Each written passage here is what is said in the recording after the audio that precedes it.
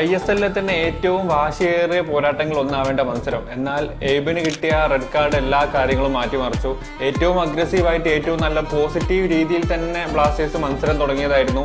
എന്നാൽ ആ റെഡ് കാർഡോട് കൂടി തന്നെ പ്ലേയേഴ്സിന് അല്ലെങ്കിൽ ടീമിന് ഒന്ന് ഡിഫെൻസീവായി കളിക്കേണ്ട ഒരു ആവശ്യം വന്നു. കാരണം 10 പേരായി ചുരുങ്ങി. നോർത്ത് ഈസ്റ്റിന്റെ ആചാര്യയുടെയും ജിതിൻ MS-ന്റെയും ഒക്കെ മുന്നേറ്റം ബ്ലാസ്റ്റേഴ്സ് ഒത്തൊരുമിച്ച് ഇല്ലാതാക്കിയപ്പോൾ ബർത്ത്ഡേ ബോയ് ആയ സച്ചിൻ പോസ്റ്റിന് താഴെ മികച്ച പ്രകടനം പുറത്തെടുത്തു. ഡിഫൻഡേഴ്സായ മിലോസും ഹോമിപ്പാമും സന്ദീപും എല്ലാം മികച്ച പ്രകടനം തന്നെ പുറത്തെടുത്തു.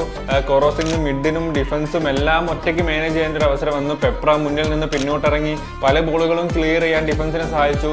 സോ ലൂണയും നോഹയും എല്ലാവരും അധ്വാനിച്ച് തന്നെ കളിച്ചു. നമ്മുടെ പുതിയ സൈനിങ് ആയ ലെഗറ്റോർ സെക്കൻഡ് ഹാഫിൽ അവസാന നിമിഷങ്ങളിൽ ഇറങ്ങി. നമ്മൾ 10 പേരായി ചുരുങ്ങിയെങ്കിലും നമ്മുടെ പ്ലേയേഴ്സിന്റെ ഒരു കോൺഫിഡൻസും അവരുടെ ഒരു ഹാർഡ് വർക്കും നമ്മുടെ ഹോം ടർഫിൽ വെച്ചൊരു തോൽവി ഏറ്റു വാങ്ങില്ല എന്നൊരു വാശിയും നമ്മുടെ പ്ലേയേഴ്സിന്റെ ഭാഗത്തുനിന്നുണ്ടായിരുന്നു. അദ്ദേഹം പിടിച്ചെടുക്കാനായിട്ടില്ലെങ്കിൽ നമുക്ക് അറ്റ്ലീസ്റ്റ് ഡ്രോയിലൂടെ ഒരു പോയിന്റ് നേടാനായി.